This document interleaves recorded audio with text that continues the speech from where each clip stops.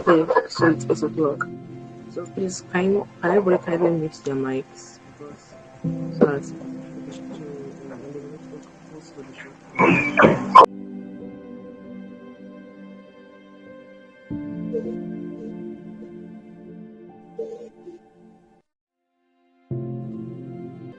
Welcome everyone. We are live.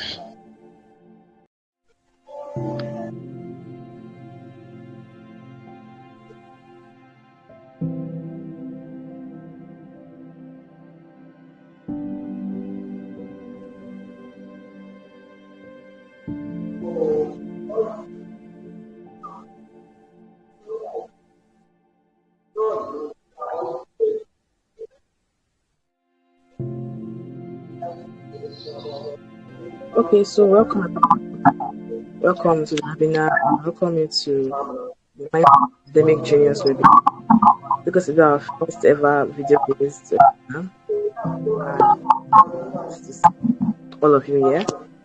So I'll first begin with a very short prayer. So can you please close our eyes? Father, for giving us the grace to be here today. We thank you for this webinar. We thank you for our guest speaker who will be coming on very soon. Father, we pray that you come and be with us here today. Father, we pray that you come and guide us throughout this webinar in Jesus' name. In Jesus' name I've prayed. Okay, so welcome everybody. My name is and I'm going to be the experience officer here at Gallant Academy, the host of this main webinar. So we'll be talking about the mindset of academics.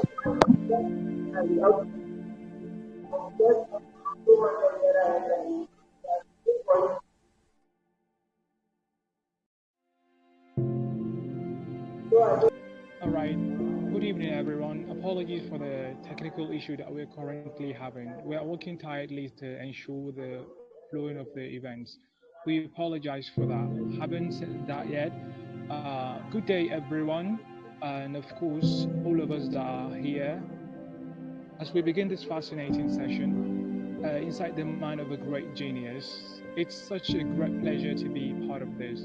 Let's take a moment to inform the audience about the organization sponsoring this session. That is tonight's session before we get into the main events of tonight. So please join me as I introduce to you Gallant Tutors Academy. Through intensive preparation, the educational platform Gallant Tutors Academy tends to assist students in performing academically. On YouTube, they offer instructional videos and practice tests. Their goal is to establish an ecosystem where students from all over the world are carefully cultivated to achieve academic and real-world success, while maintaining financial sustainability. That's just all for that week. I'm afraid my host is having a technical issue. We apologize for that. Okay, I'm so sorry about that. I had a little bit of technical difficulties. Well, can you guys hear me? Yes, we can hear you loud and clear.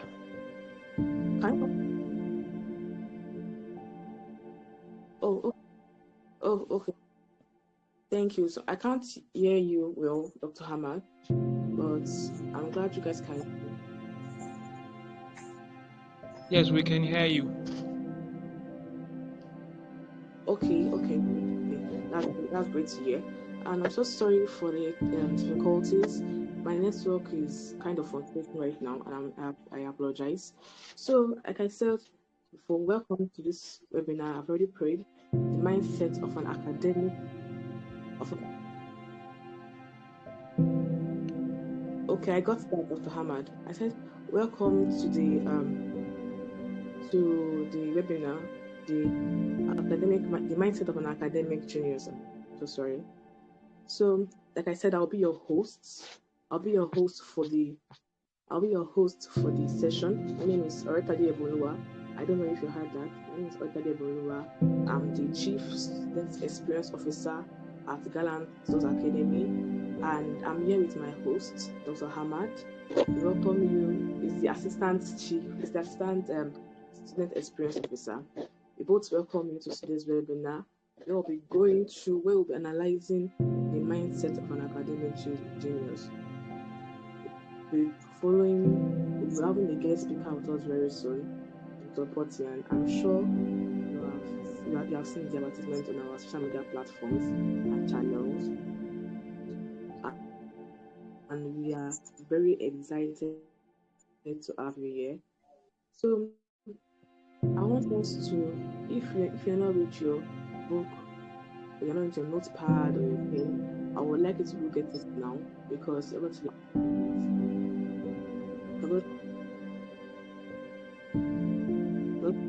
to be needing it very soon.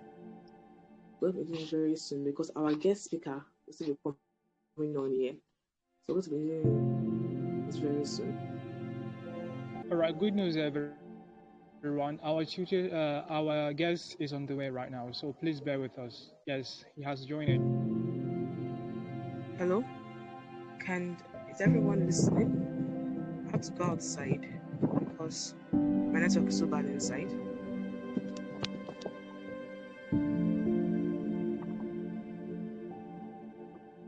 Yes, we can hear you loud and clear. Hello? Okay, so I think we'll be sticking with audio because the network is so bad at my side. So unfortunately, we're sticking with audio tonight. So okay, so I hope everybody can hear me. I have to go outside because the network inside is so bad. So I'm so sorry, ladies and gentlemen, for keeping you waiting. I'm sure my co-host would have introduced himself and did everything. But let me reintroduce myself in case you didn't hear me because of the network. So like I said, my name is Oreta Debunuwa. Okay. My name is Oreta Debunuwa. I'm the host for tonight. Student Experience Officer at Gallant Academy.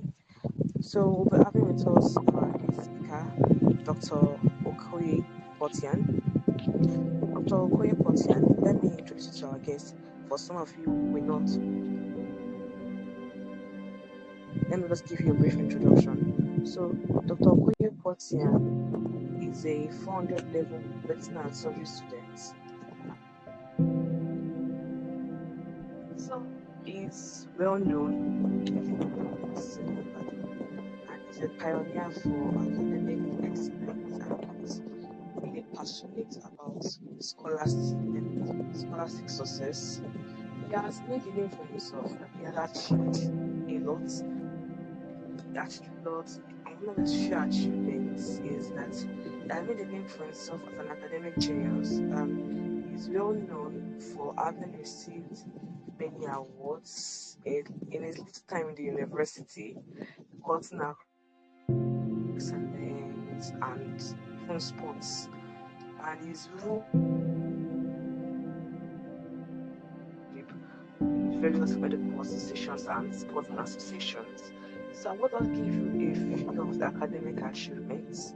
So he's a two-time winner of the Southwest Preclinical Quizlet held by the National Medical Student Association, fondly called NAMSA, and he's also a 2024 winner of the National Preclinical Quiz of the Christian Medical and Dental Association of Nigeria, or CMDA.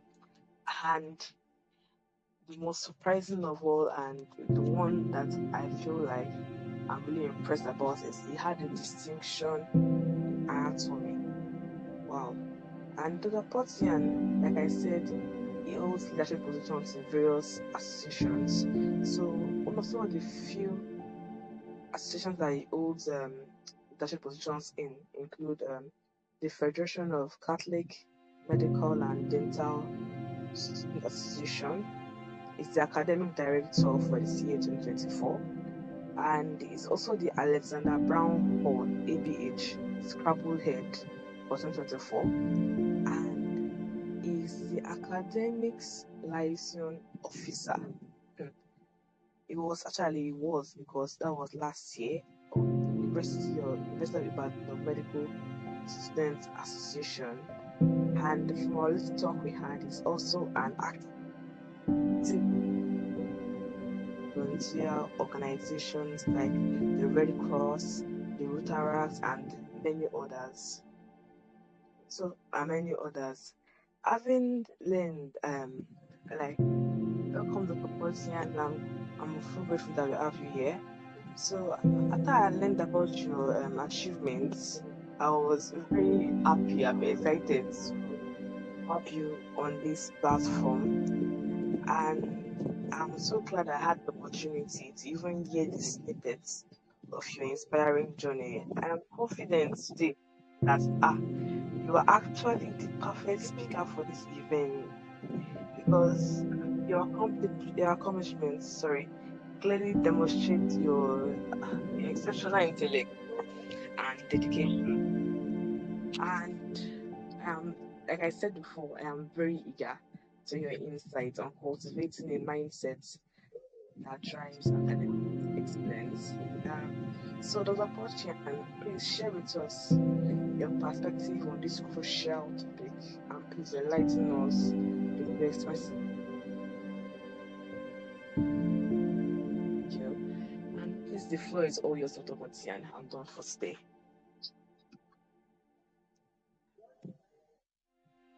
Dr. Pochian, Sorry, the your floor is all yours. network broke for a bit. Please, can you just come again? I'm so sorry. Okay, not an issue. I'm so sorry.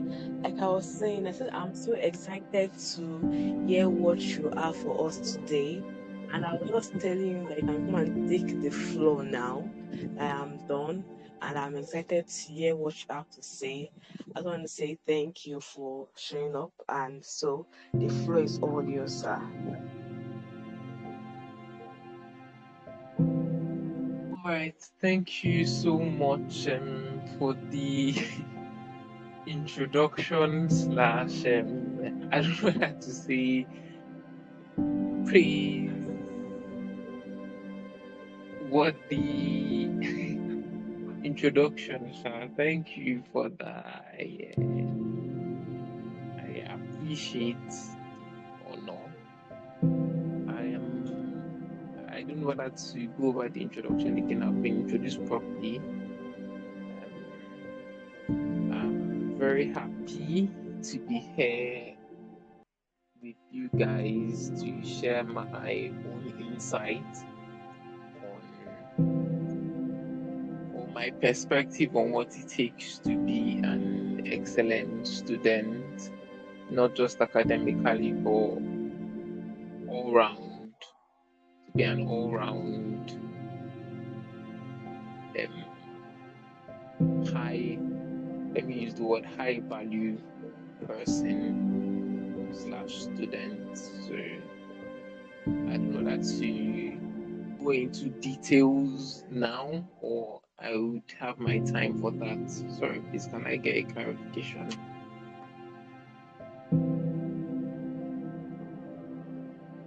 I'm going into details now, sir. The floor is all yours. You can speak to us. We are ready for you. Yes.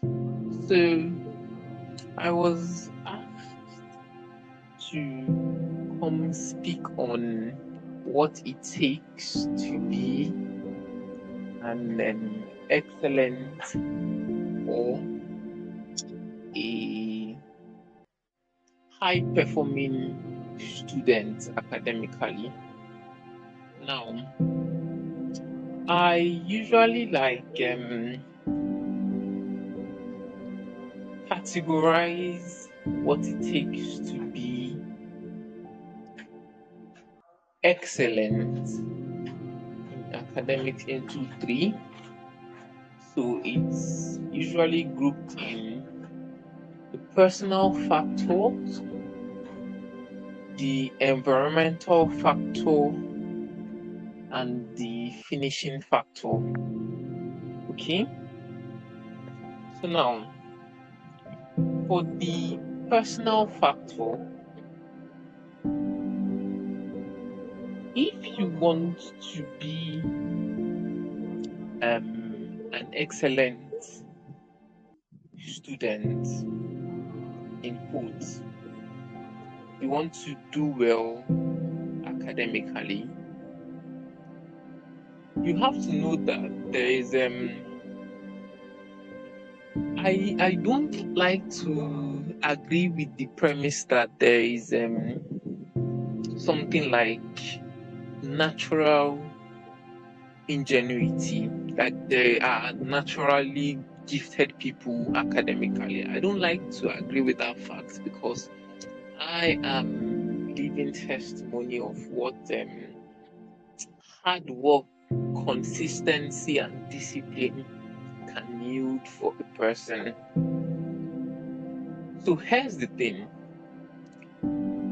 if you want to do well at something, you put in the effort, you put in the time.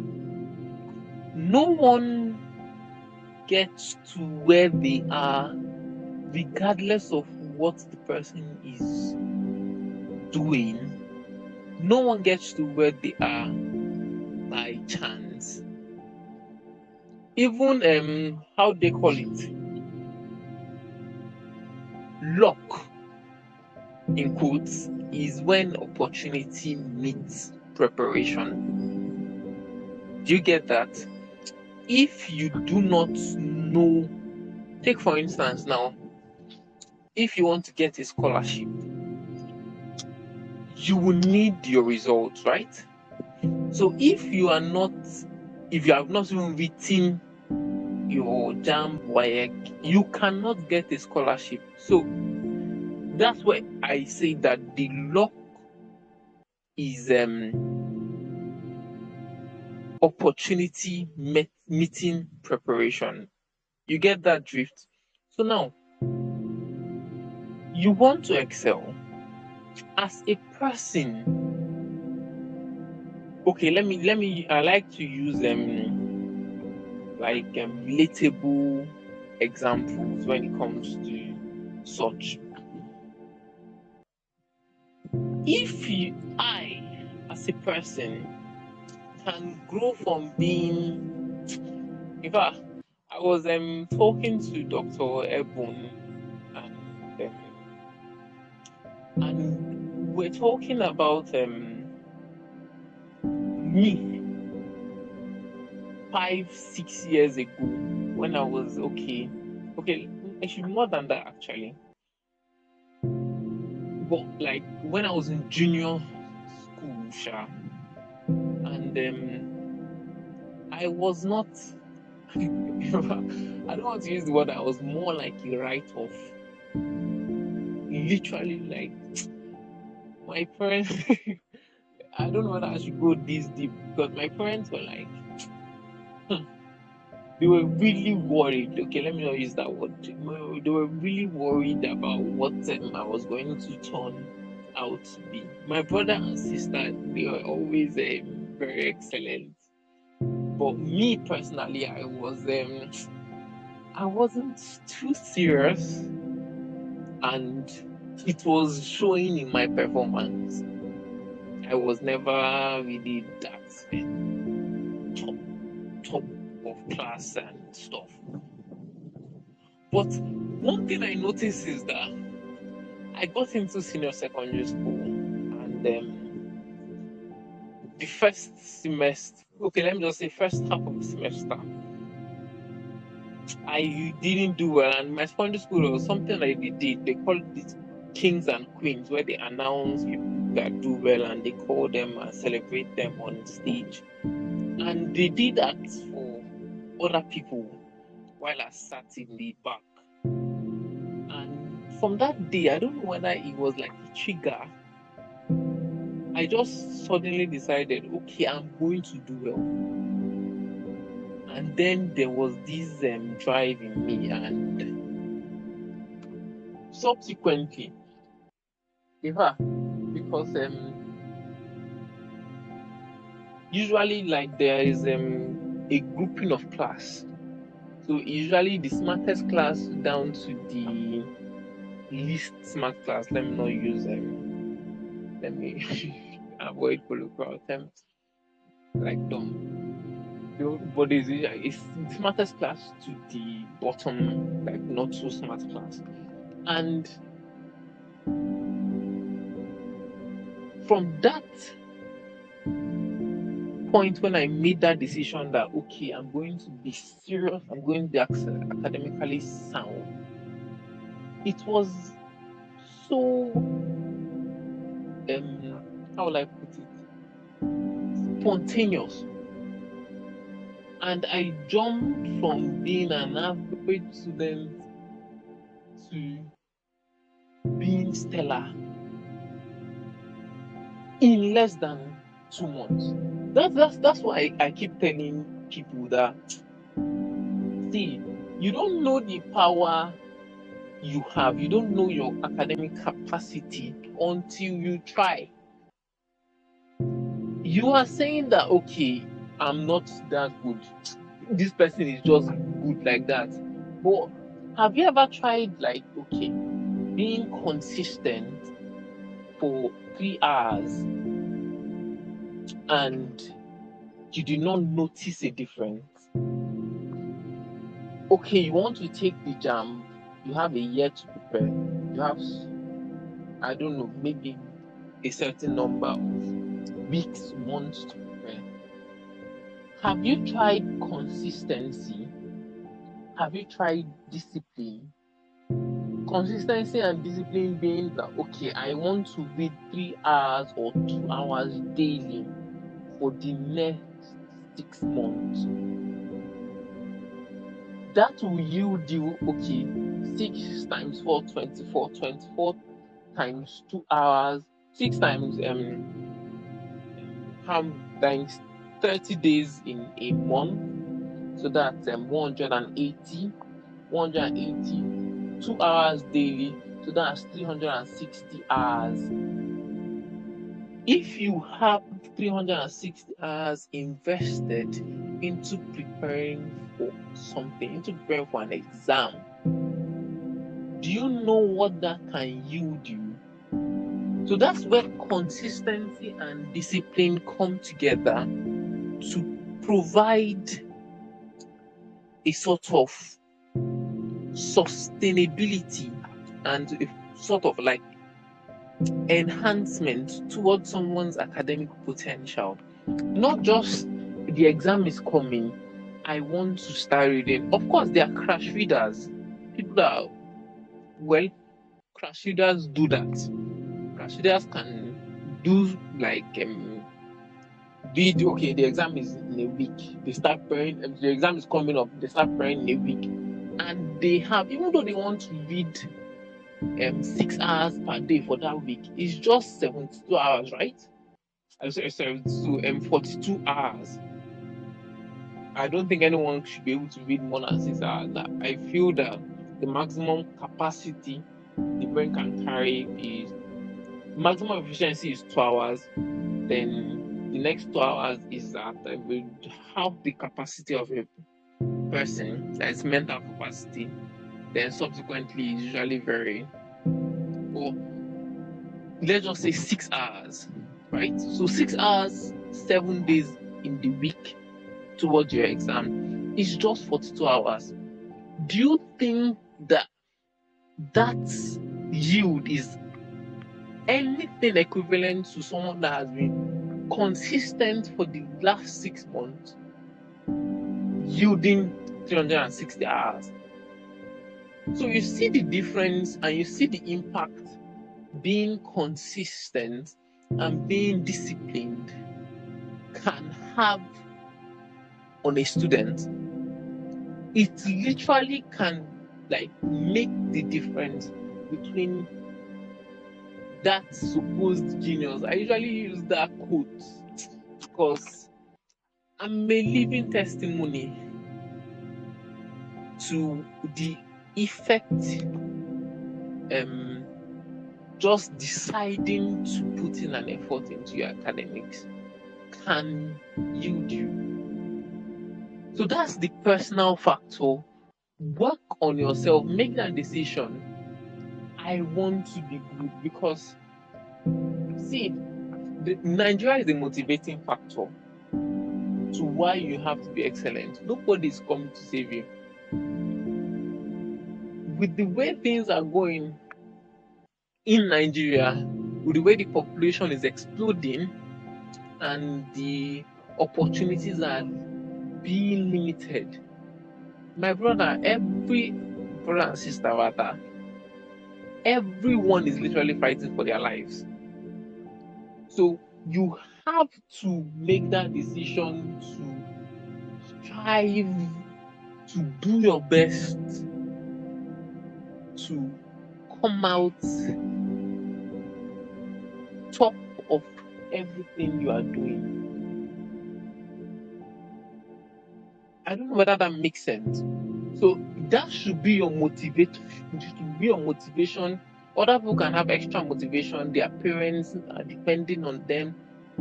Fine. They are trying to secure their future. Fine. But you have to be motivated to en- like and inculcate the habit of being disciplined and consistent with your academics. So that is the personal factor. The environmental factor, or will I call it environmental factor now, is see, there are three things that are necessary to be a high yield studier. Okay? The first thing is how you okay, let me just tell you the three now. And I'll tell you why some people will read a day before exam and still do better than someone that's been reading a week. I know we all have experienced that. If I engage in some radicality like that, I go for a quiz and I'm preparing for the quiz just the night before, and you see me still doing well. Now, what makes that touch is there are three things involved, right? How you read, what you read, when you read. Now, let me start from the what you read. Now, there are numerous materials flying around, and that's what Nigerian students don't realize. Why are we so limited with choice of materials? Please and please, the materials for every single subject, from your primary school to your secondary school to your preparing for whatever exam to your university level, every single course has at least 100 different copies. I learned that late, but now thank God I'm here to tell you guys that material stroke of physics, chemistry, biology, material stroke. And thank God for Telegram. Telegram opens a very Telegram gives us the opportunity of having access to these with minimal effort. So access, listen to this now. Scour the internet and reach out to people so that you can be able to get these materials that are higher yield and more effective. Now I'm switching from what they call it, because I cannot be consistent as consistent as I used to be because of the scheduling in medical school, and I am trying to build my CV, so I am overwhelmed. Let me use that word. I'm I'm overwhelmed with work. I just got back from a football match. We won, by the way. I like have to go somewhere this night, and I'm still going to go to. I'm supposed to even be at the accident and emergency department tonight. So with all these things, I barely have enough time to read. So right now, what I'm going for now is the material. There are materials that you would finish, that you use to finish the entire physics in a week. Like the entire physics syllabus in a week. Trust me, don't argue, don't argue it, because I will give you proof if need be. There are materials that we use to finish biology in a week, chemistry in a week, and you would know the high yield facts. That's the thing. Not everything in these resources are like your new school chemistry are actually high yield. Some textbooks actually extract this high yield information that you need to do well to get the 90s, the 80s in exams, and compile them and put them into books. So these are some materials explain better, explain concepts better, and that's why the US, the UK people are tending to be more like brilliant when it comes to practicals, sharp. So there are materials that explain better, there are materials that extract high yield information. So source for these materials and use them if you are someone that has to juggle between a lot of things. So that is for the material, like that is for the what you read part. The how you read part. Now, please, another thing I learned of recent in the last 2 years is that tutorials are highest yield over anything. Over literally over even your own personal reading. I learned that. Would I say I learned that because it was handed to me? It was forced on me. Let me use that word. I'm a lone wolf. That's what they called me in secondary school. But when I began to like advance, I found out that see, the knowledge is plenty.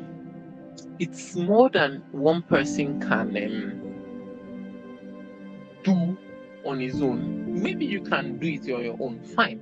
But it's way easier when the information is circulating.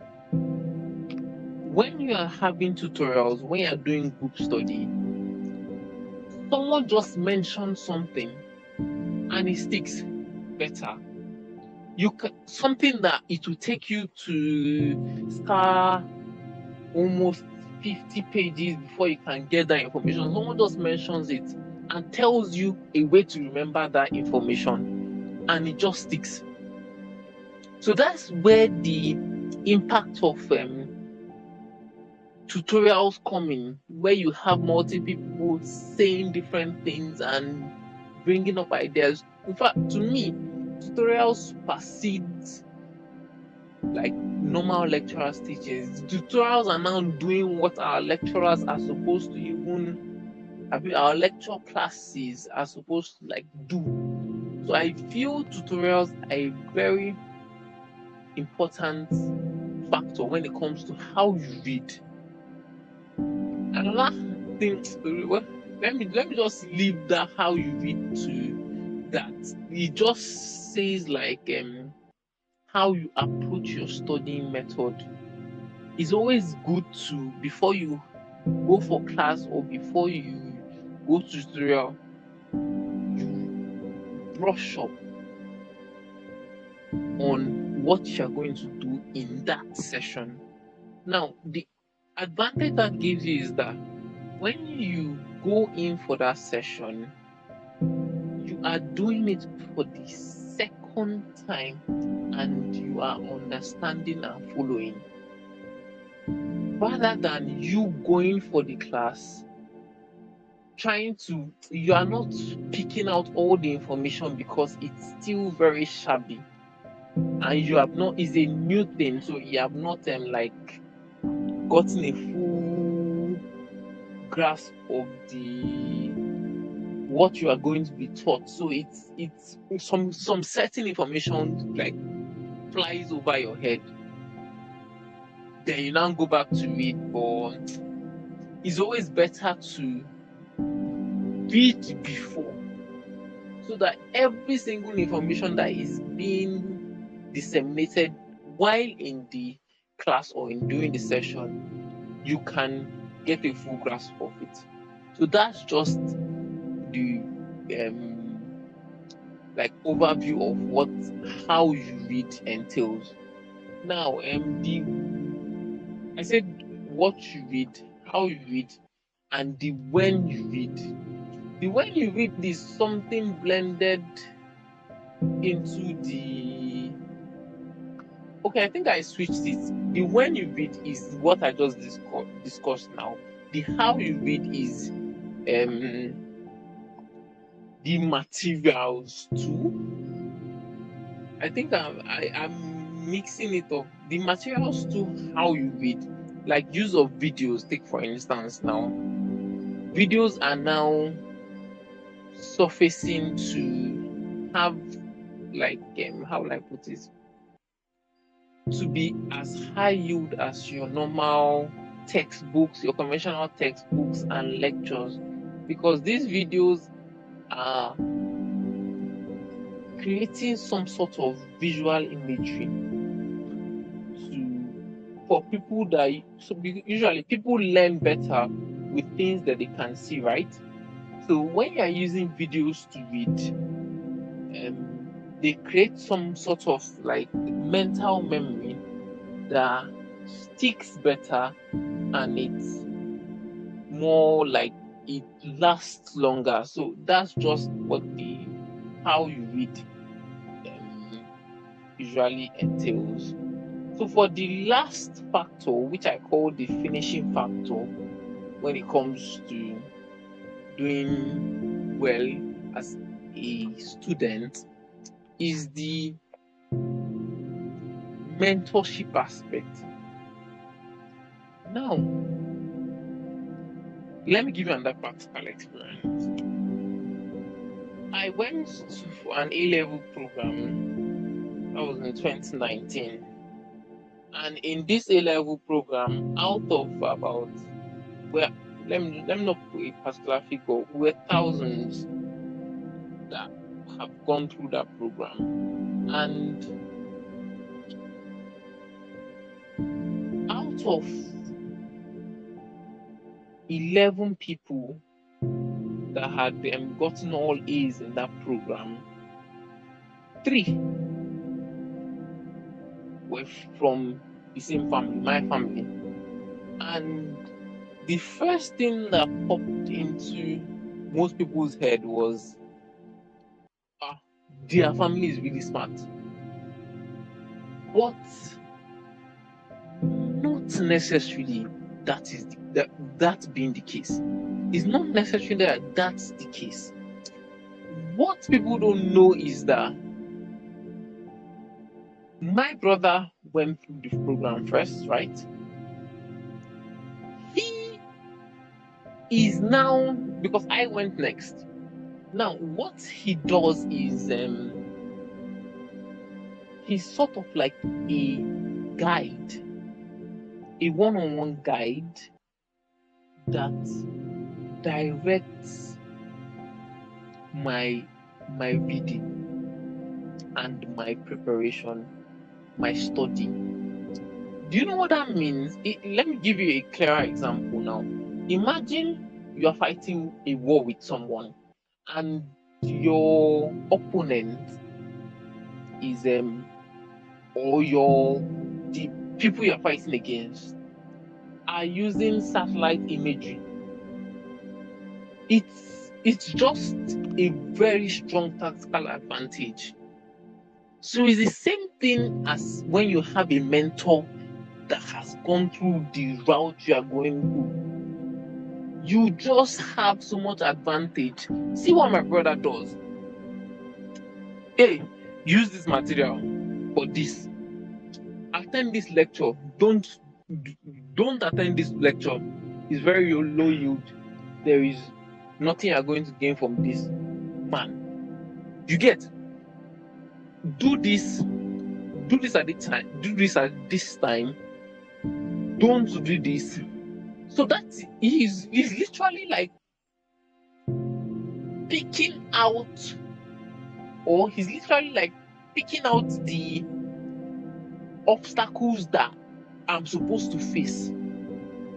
Do you get that? He's like telling me the mistakes he made as a student so that I will avoid those mistakes while other people fall into the mistake.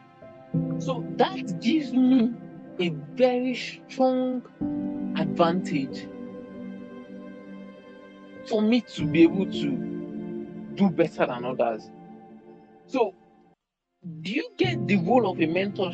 A mentor here is to direct and make it easier for you to do better as a student. So it's very key.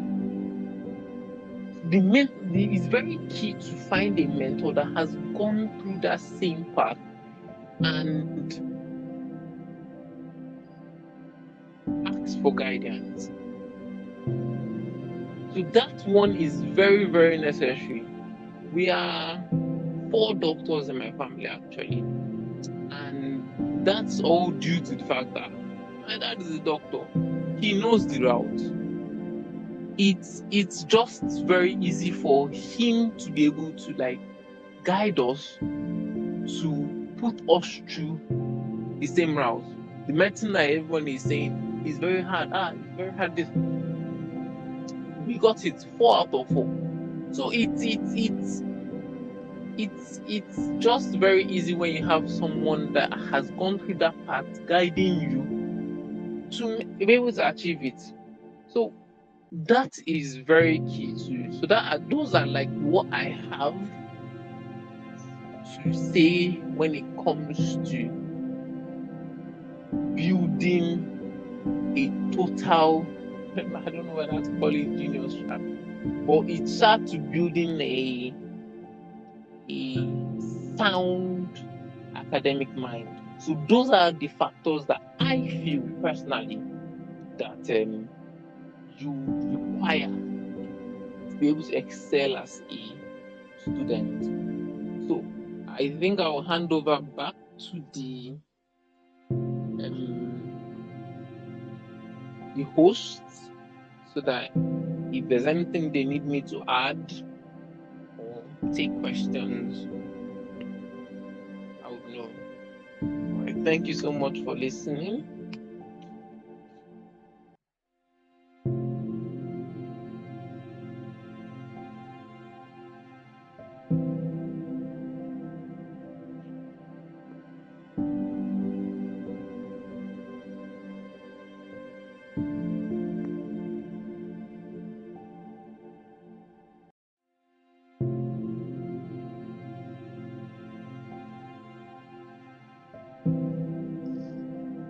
All right.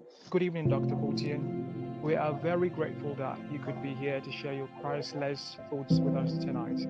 We really do appreciate every single effort you put in here. And of course, we've gathered a series of questions from our audience at the beginning of the session, most of which are answered in pairs. So, and I believe from your statement, you've already answered most of it, but I will recap a little bit about it so that we could make it a flow, shall we? Oh, no problem. Right, Doctor, it gives me a great pleasure and honor to host the question and answer session. So the first question says, What were some of the initial challenges you faced when you decided to become a medical doctor, or like a medical student, to be specific?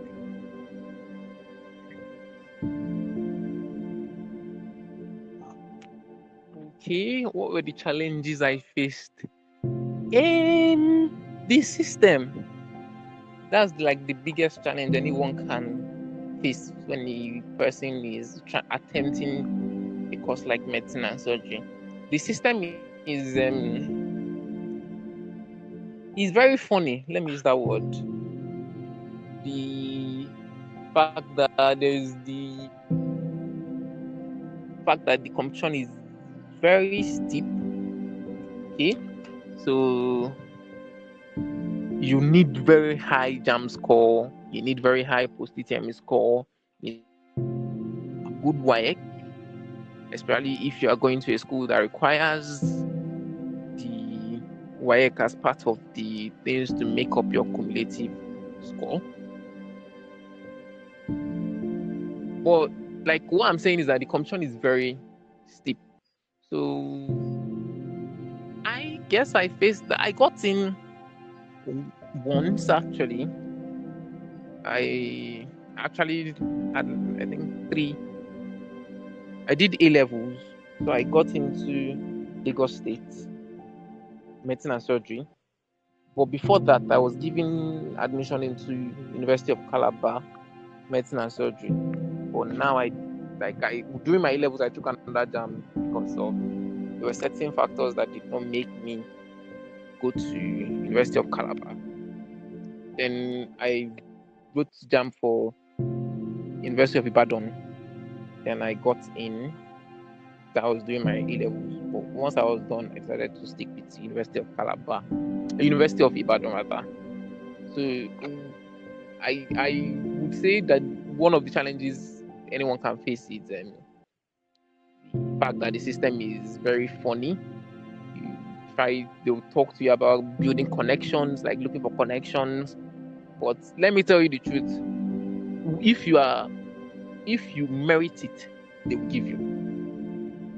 100% of the people in University of Ibadan go and confirm the way I am, and that's why I was very keen on joining the train. Is that 100% of people here merited it, and that's why we will always be first and the best.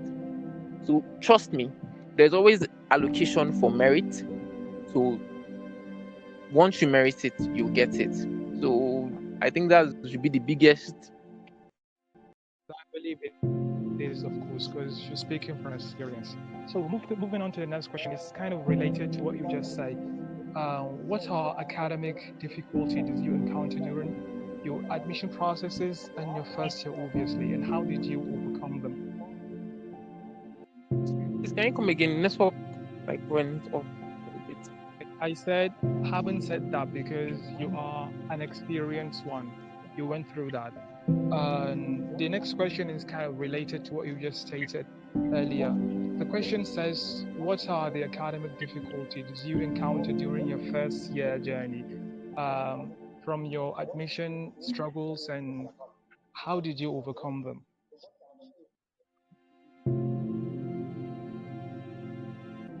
Okay. Well, I think I've well, I'm not my first year.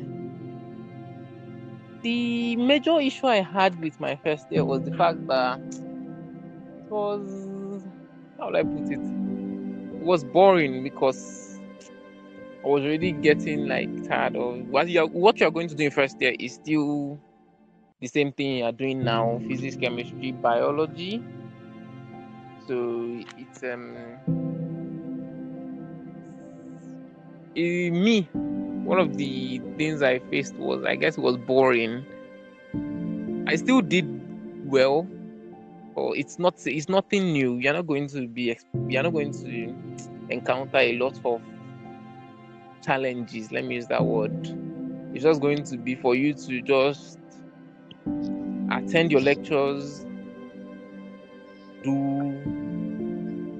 like solve past questions, do your tutorials. Once you just See, once you do what, let me use this word. Once you do what other people are doing for 100 level, that is for your first year. Once you do what other people are doing, you excel. It's just that simple. I'm being honest with you. I literally didn't put a lot of effort into my first year, and I still did excellently. Please, if it's first year asking about, not subsequent years, trust me, everyone that puts in an adequate amount of effort would be fine. Yeah, I didn't really face any challenge. I used my first year to cruise. Yeah, I don't know if that answers your question. Yes, it has been clear out of the wood. So basically, and what are the subject or areas of study that pose a particular difficulty for you? I'm talking about through the subsequent years, maybe in your second to throughout your journey. I'm talking about. Oh, I have to be let me see. I'll be streamlining towards medicine now. Am I permitted? Yes, you are. Okay. See, whatever they told you about medicine is true. I don't know whether that makes sense. It's a very stressful, stressful course. In the sense that now you're chasing 90s, now you're chasing 80s, now you're chasing 70s. Hey, you might be, your prayer would be 50. I know it sounds absurd. I'm a stellar student. Yeah, yeah, fine. That's amazing. Yeah, I was a stellar student. yeah, it is. I dominated this, of course. it's it's a lot of work. It's a lot of information. It's a lot of stress. I okay. I think should be familiar now. I've spoken to you before. I'll be coming back by 10 p.m. Sometimes I'll be coming by 1 a.m. in the morning from the hospital, and I'm still expected to read. If I don't know how to describe the information we're expected to process in such a short time, but it is unlike you've ever seen before. Trust me. If I send you a picture of what I did for preclinicals, that well, it's like, in fact, how will I even put it? I'm not even compared to what I've done since before I got everything I've done together before I got here. So it's trust me, it's a lot of medical school is a lot of work. My biggest challenge so far, I would say Yeah, biochemistry, but that's specific for UI. Other schools, I think, is anatomy, but me personally was biochemistry. I still did well in biochemistry, but I think that should be my. Oh, it gave me headache. Let me use that word. yes, and I believe you've served its justice, right? Yes, so speaking of stress, how did you manage stress and maintain your mental health in a particular tough time? Um, you have to start. You have to find a way to balance your school life doing something you love. I would. I'll create time to film. I'll create time with my baby. I would. How will I put it? You just have to find a way. Once you um are consistent with your reading schedule, your study schedule, you can also try to be consistent with your mental health. Please, if you're coming to medicine, you should be able to. You should be. It's very easy for you. Very easy for you to just put your book aside and just say, "I'm giving up." It's not the first time. It's not the second time I'll be having a case of suicide because of the overwhelming nature of the medical study or the overwhelming nature of the medicine. So it's you have to be very careful with protecting. You have to find something that you love and keep at it. And please try to take it easy. That's just it for balancing, distressing. Find something you love and keep doing it. Yes. Yes, as the wise man usually used to say, if you love something, then you hardly see its fault, right? Exactly. Okay, so about you'd mentioned earlier in your uh, previous statements that your key supporters are your family, brothers, and yes, obviously family though. So, how important do you think it is to have a support system when pursuing a demanding path like medicine, engineering, etc., etc.? Thank you for even bringing that. I can't believe I forgot that. Thank you for even bringing me back to that. Eh, that's like, if you don't have a support system, a solid support system, you would it will be very hard. Except if you have like there are some people that have gone through the worst, so they can have. It's very unlikely that you will be able to go through this path in a solid support system, solid source of income. Then how will I put it?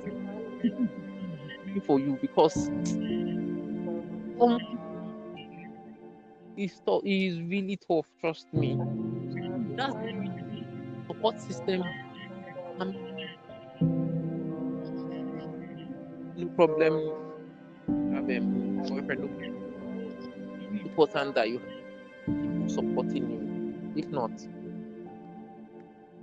that one is story for another day. Sha. Yeah, so that's very important. Thank you. Yes, it is really important. Okay, second to the last question. Can you hear me? My network is a bit broken. I heard Okay, so the comment here.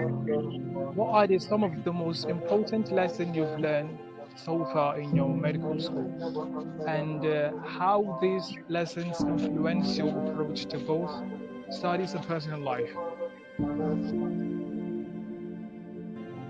like.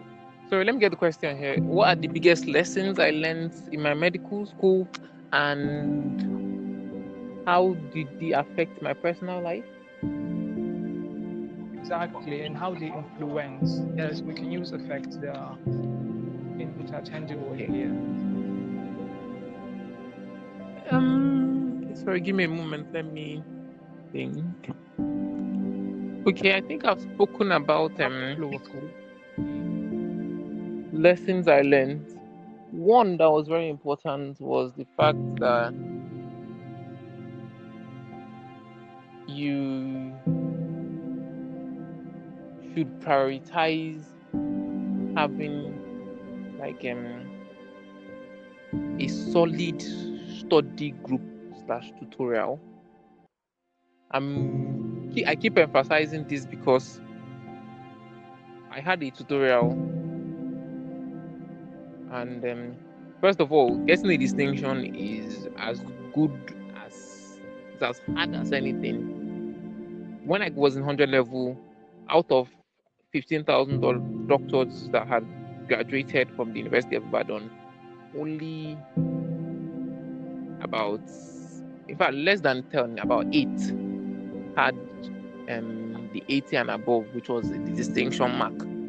So it was very tough to get a distinction. I had a tutorial, we were 4 in the tutorial, and out of the 8 people that had a distinction in my set, 4 of us were part of them. Out of 8 out of 200, 4 were there.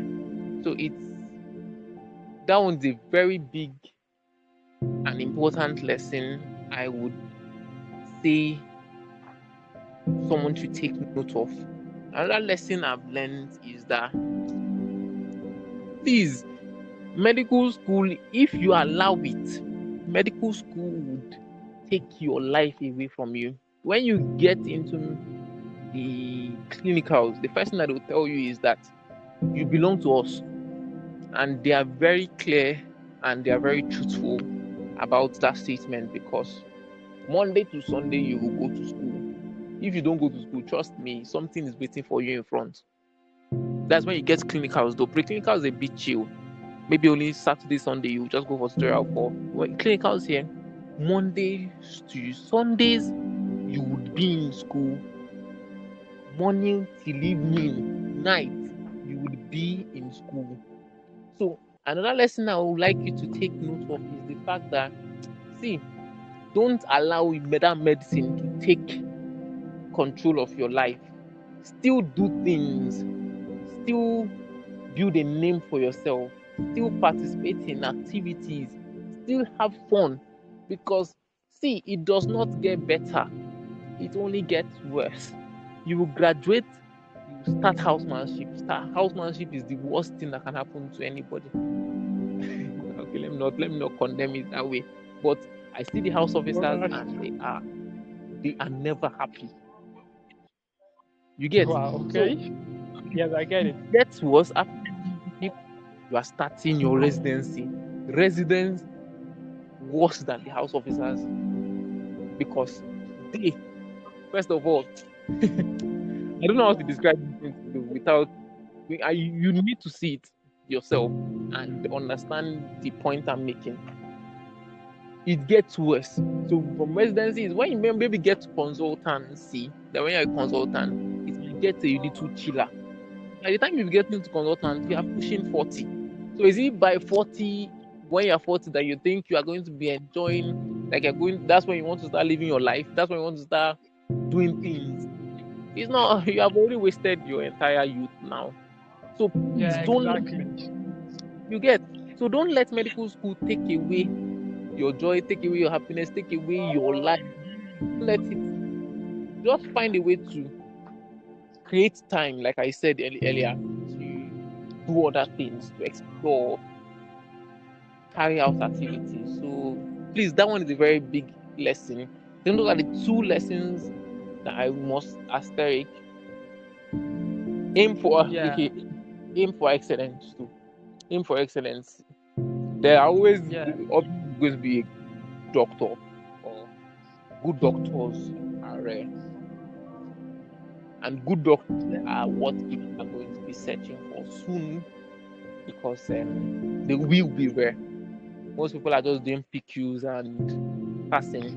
But you as a person should aim to be an excellent health provider, so that you'll be able to distinct yourself, yourself from your other counterparts, your other colleagues, and people would reach out to you. And when there's a slot for one person, you'll be the one to take that slot. It's very advantageous in the long run, trust me. So I don't yeah, know whether those exactly. enough. I think those Yeah, ones so take that's priority. it. Yes. So let's wrap the Q&A session with this last question, and it's come in pair too. The, unfortunately, two come in pair. The first one suggested, what advice would you like to give aspiring students and the students that are already feeling discouraged by their own challenges? That's the first one.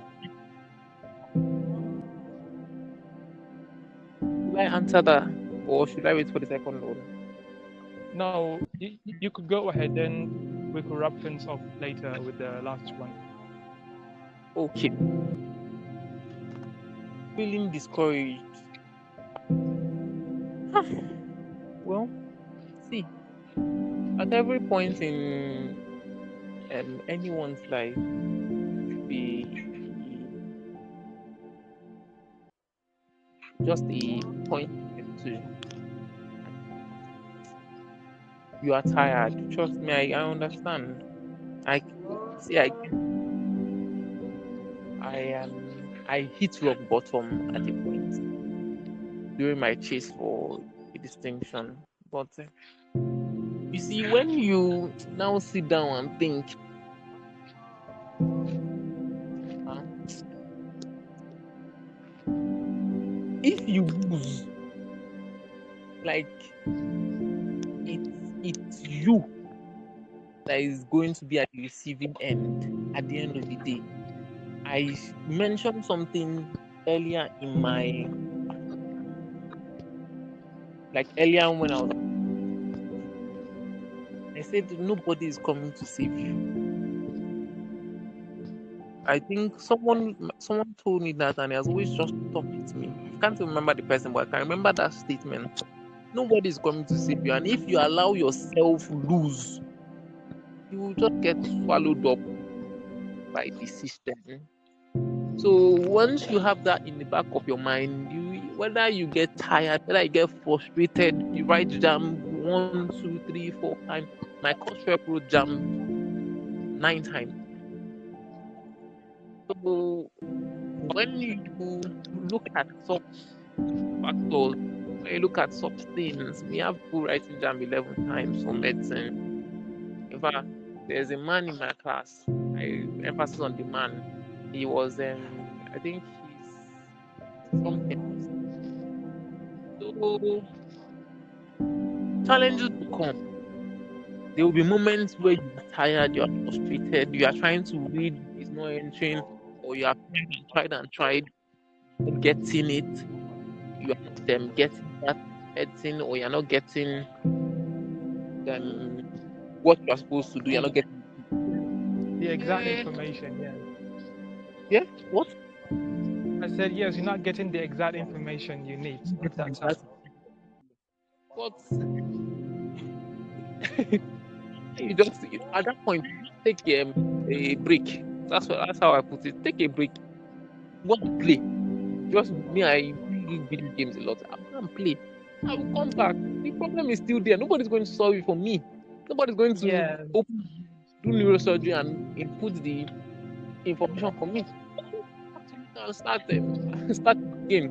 Take a different approach. yeah, Maybe use the video, then ask someone to. But or like I said, if it's a problem, even if you are getting tired of jam, you go again. You put in more effort. You go again. You don't. Is life. Nothing good comes yeah, easy. So you have to keep trying and keep fighting. The only person that loses is the person who gives up. So yes, exactly. there's no limited Yeah. amount. Yeah. So that's just So it. I believe that that part was answered. Thank you, Doc. And the last one says, what's your final thought or reflection would you like to share with our audience about triumphing through adversity and achieving one's dream? Sorry, I didn't get to you. You're not clear. Like you're not audible. Okay, sorry, I've missed my speaker. I'm with it right now.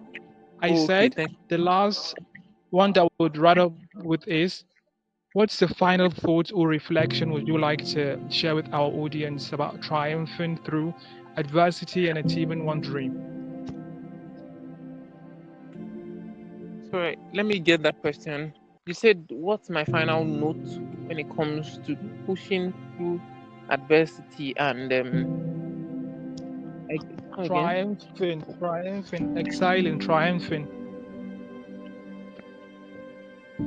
Excelling. Okay, okay, okay. Yes, Um, my final note, I would say, is to fight like there is no God backing you, and pray like it's God that is fighting the battle for you.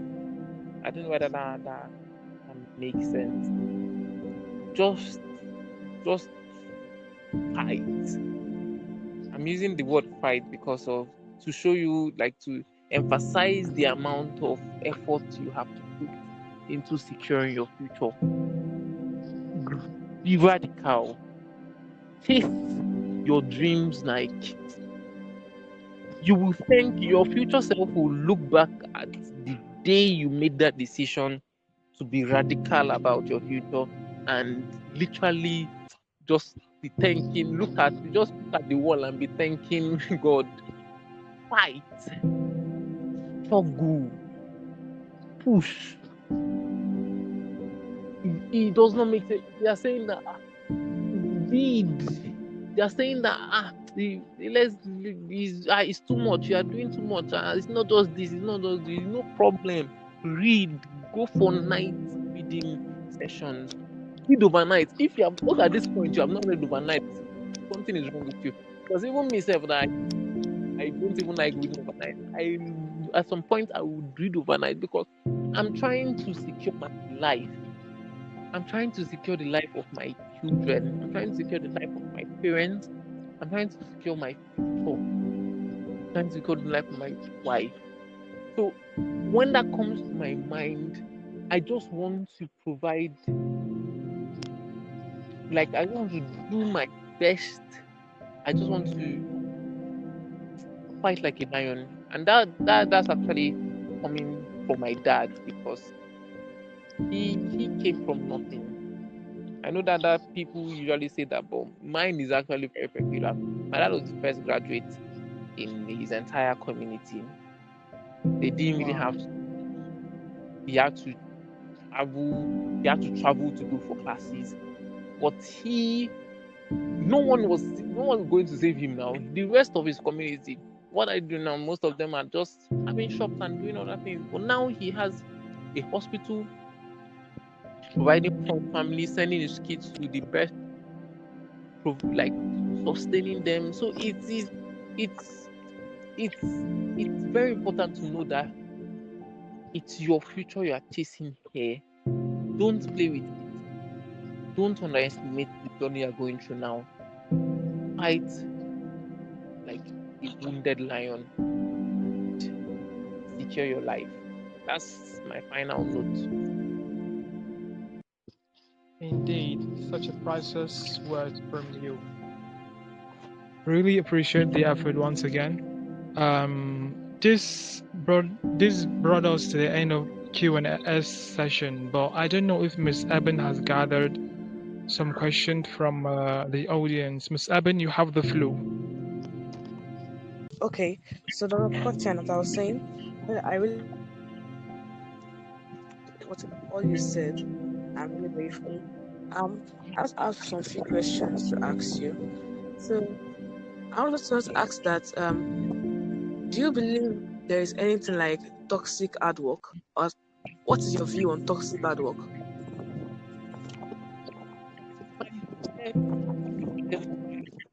Toxic hard work, and that's what I described with my strategic reading. I said it before that people that read more than 6 hours a day, they are wasting their time. Let me not lie to you. You feel like you're reading, but you're just looking at the pages. You feel like you're studying, understanding, but you're just reading words. Let me use that term. If humans' capacity, mental capacity, when it comes to um assimilating information, is 2 hours, you get maximum efficiency, right? After the next 2 hours, you get a reduced efficiency of about 50%. The next 2 hours after that, so that's the fifth and sixth hour, you are still assimilating, but at a very low capacity, 20%. But after that, even though it looks like you're reading, but that final information is easily displaceable. So that kind of work, toxic hard work, when you are just working haphazardly, no structure, you are working on your own, no tutorial, you are reading long hours at a stretch without having a means for you to cool down and be able to collate the information you have been reading. There is toxic hard work, and please, that's a very important note. Most medical students are even toxic. When they get here, they start engaging in toxic hard work, and you just see someone that is chill. He's in fact, he's busy with a lot of things. I don't want her to use like examples of my classmates. You see the people leading us. Those are the people that are now, but out of the team that I played with, almost yeah, about five were topping, toppers. Like five of us were toppers. So it's not necessarily that you work. That's toxic hard work, and it does not even necessarily yield that much because see, it's just a mess when it comes to toxic hard work. So please, yes, there is toxic hard work, and you should try as much as possible to avoid it. Be strategic with your study, and you would have high yield. So I don't that answer your question, or do you need me to add anything, Sebun? Yes, it does. Thank you so much. Okay. You also mentioned about you said talk about consistency. You said now that even if jam makes you fall one time, you stand up again and do it again. So I was trying to just get your opinion on that. I wanted to ask that what is your advice to students that are feeling discouraged now, that they don't have the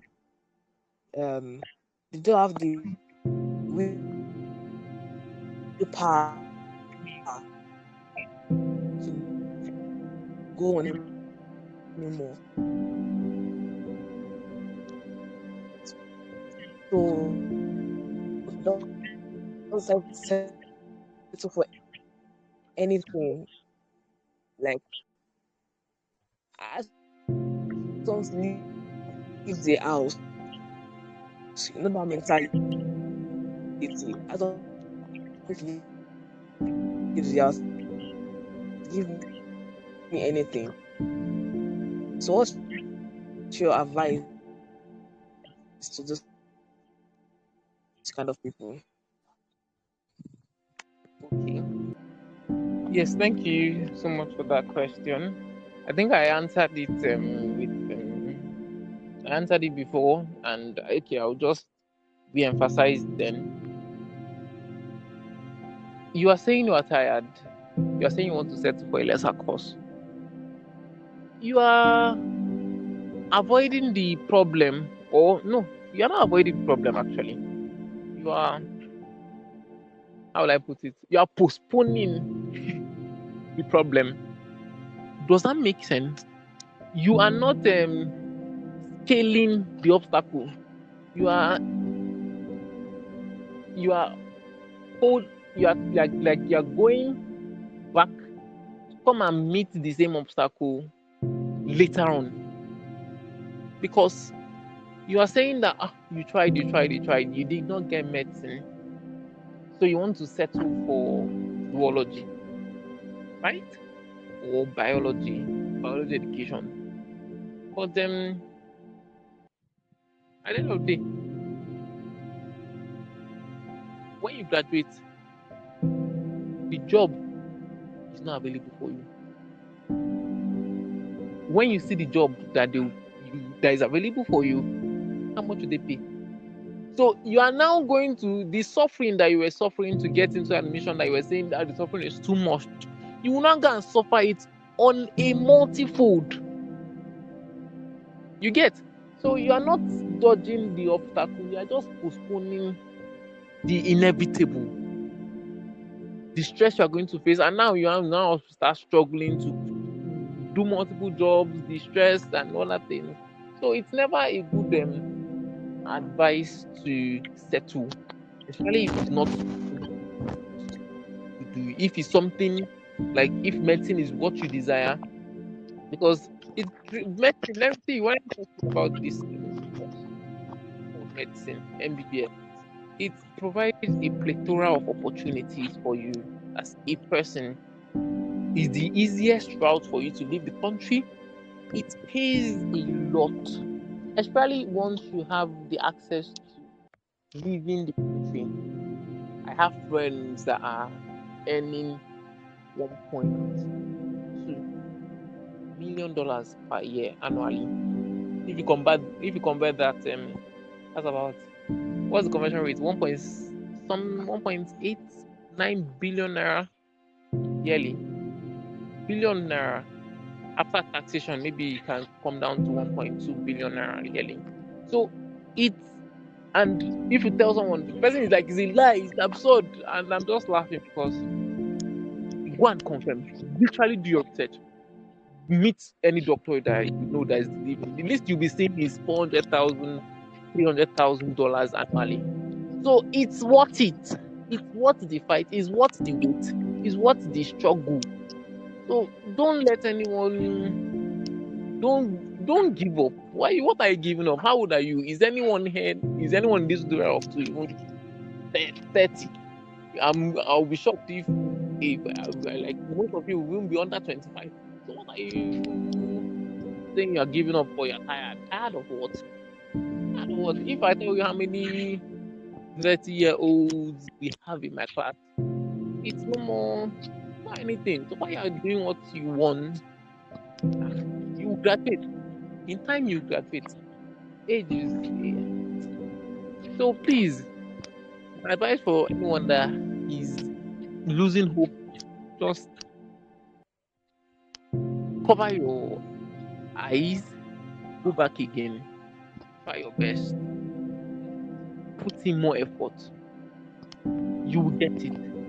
Change tactics, study, improve on your weak areas, and go back and fight again. And no, there's nothing like time is elapsing. I don't want to start telling you specific stories of people here. If I tell you some stories, you'll just be like, ah, Azal. So it's never worth it to give up. Exactly. One cannot give up on his dream. That's the goal after all. Exactly. You won't give up on your dream, care. Yeah, now. Yeah, exactly. So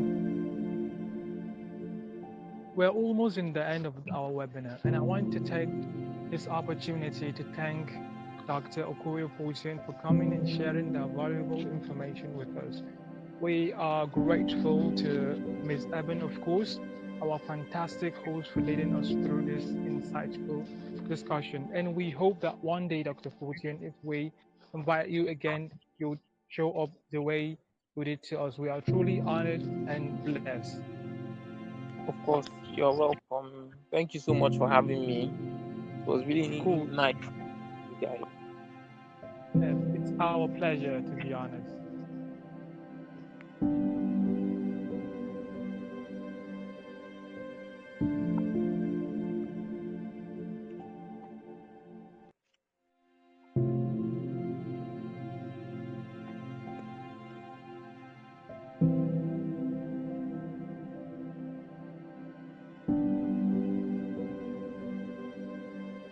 It has been a privilege to discuss with all of you tonight about the intellectual attitude of a true genius. Recall that the pursuit for knowledge is ongoing, a lifetime adventure that starts with a one step. Thank you all for coming, and I will see you next time. Do well to have a blessed night ahead. All right. Have a lovely night too. Thank you so much once again.